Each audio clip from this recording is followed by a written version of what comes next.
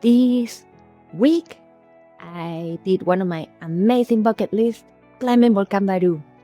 So here are my tips if you're thinking about climbing Volcán Baru. Oh my God. Several things.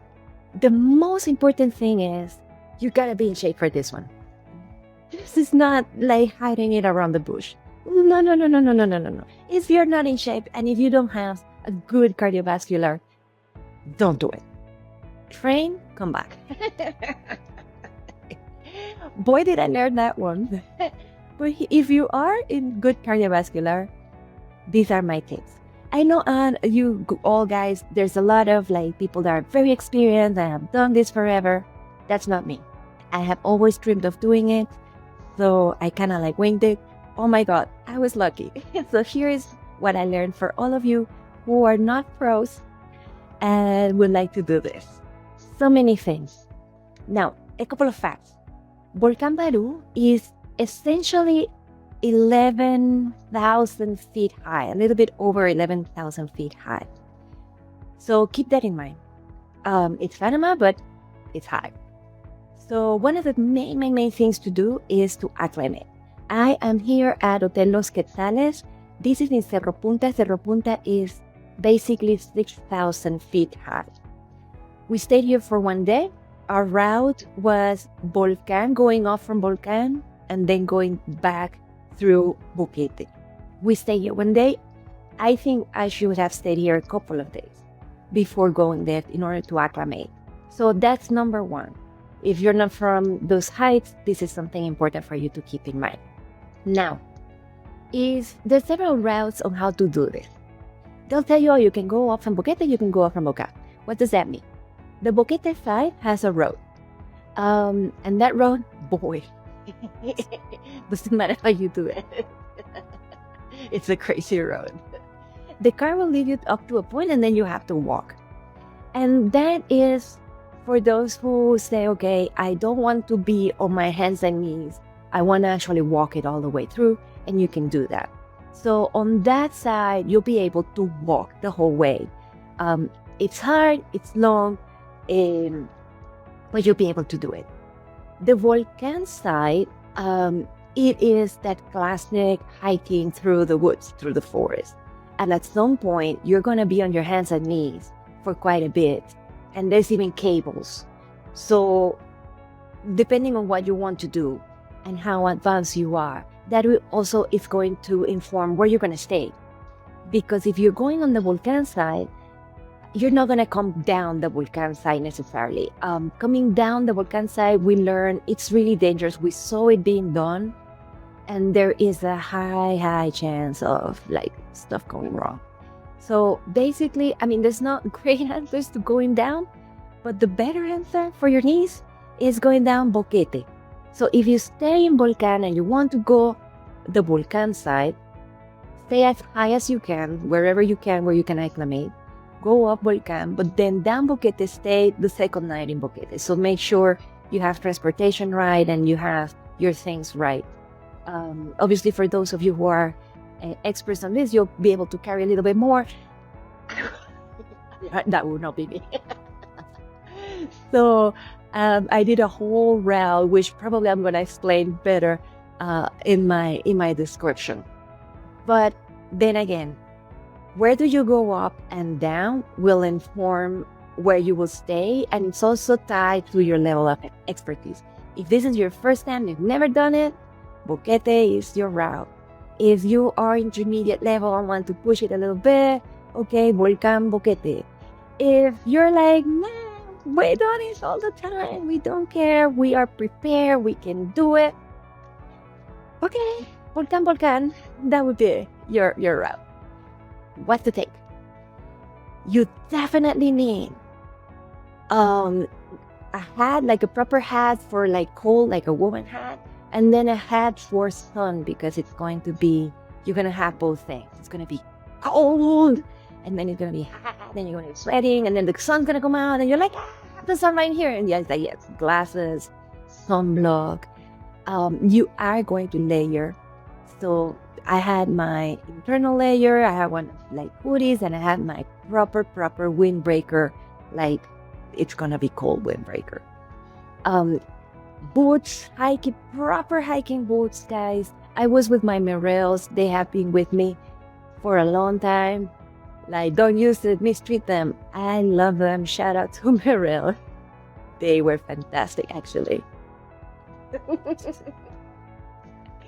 Is there any doubt out there?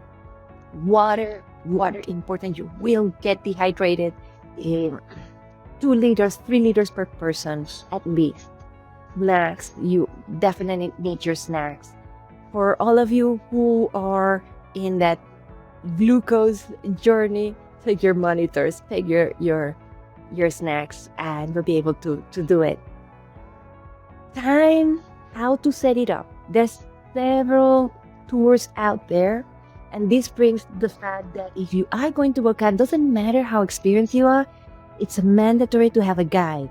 And yes, you want that guide. So there's several people who will do that for you. I'm gonna put a couple of descriptions and also the transportation that was recommended, the one that I used. So if you're doing Volcan, you will need a guide, and it is the safest thing to do. There are several tours depending on what you want to do. It's very popular to go out at night and see the sunrise. If you're doing that, then what you're doing really is exiting wherever the garita is, either Boquete or Volcan, at midnight. So essentially, you're doing your whole recorrido at night, and then you're there, and you're like, ta-da, the sun rises. If you're from Boquete side, I can see that being like the same. Like, do it. Go at midnight. You won't see the forest. You're just basically on the road. Take your lamp. Absolutely take lamps. No matter what time, take the lamp. We did it with the cell phone lamp, but it's really better to do the lamp. And then once you go up, it's okay. If you are in the Boquete side, the forest, you're not really going through the forest, so it's okay. And then you see the sunrise, and it's magnificent. It's magnificent. Now, if you are on the Volcan side, people do this on both sides. My preference. That forest is magical. It was like Narnia meets Lords of the Rings meets everything you dream. Amazing. We left the garita at Volcan at 5 a.m. Pitch dark. Sky full of stars. And I think that was the best way to do it. Because you go through the savannah side, which is not as interesting, at the dark, and then you get to see all the stars. And when things get interesting, then the sun starts coming out, and you see the forest, you see where you are, and it is magnificent. I still get cold. I want to go back and just do the piece I missed, during the day. I mean, that forest was to cry. And also because on that side, you better be watching what you're saying at some point. Especially rocks, climbing, hands and knees, you will be in that state. So there you go. Once you reach upstairs, you have guardaparques, game wardens on the bottom and on the top of the hill. Once you get all there, you'll be able to rest a little bit. There's a couple of resting places, miradores, some places take every opportunity to rest.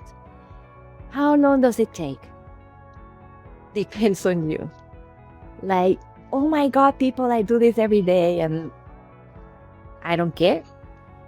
Wow, apparently those extreme people have done it in 4 hours up and 4 hours down.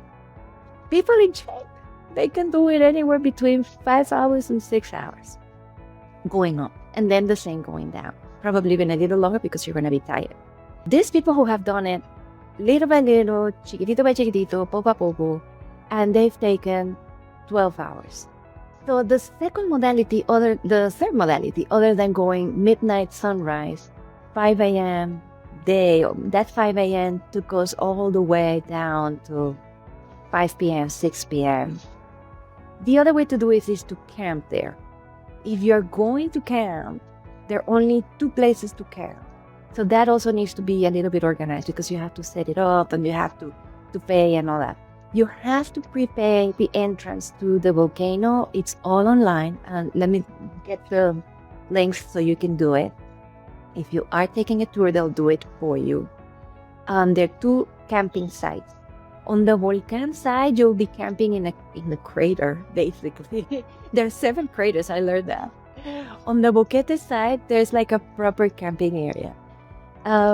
There's not much water, depending on the hour you go there. That's my husband.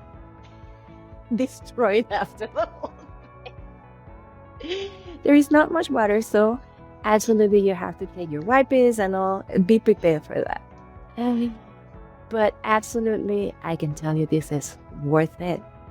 And now I'm left wanting more. So I hope you like this video. And if you're planning your trip, go look at all my description. And if you like this video, subscribe.